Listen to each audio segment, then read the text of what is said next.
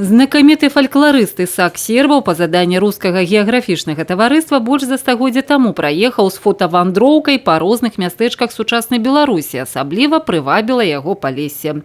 430 работ з 73 населеных пунктаў. Сапраўдны нараз жывой аўтэнтыкі краю. Появление и открытие было инициировано не нами, а это автор этой выставки Ольга Александровна Лобачевская.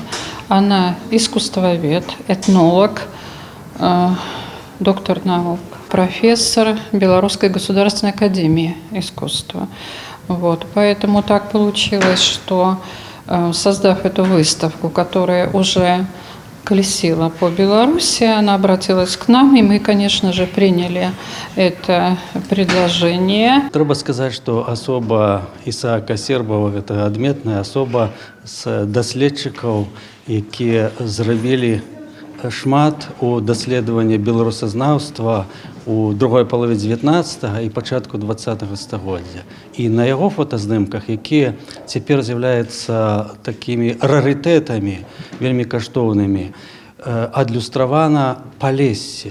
Палессе якраз і заходняе, і ўсходняе. Тут ёсць фатаграфіі Давыдгарадка, Гарадной і многіх іншых славутых таких палескіх мястэчак, гарадоў.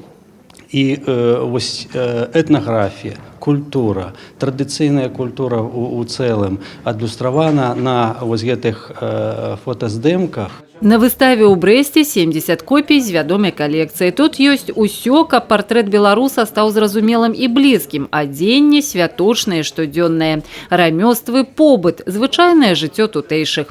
Як скрабуць бульбу на ганку, таўкуць зерні ў ступах, робяць гаршкі, ідуць на кірмаш, гадуюць дзетак.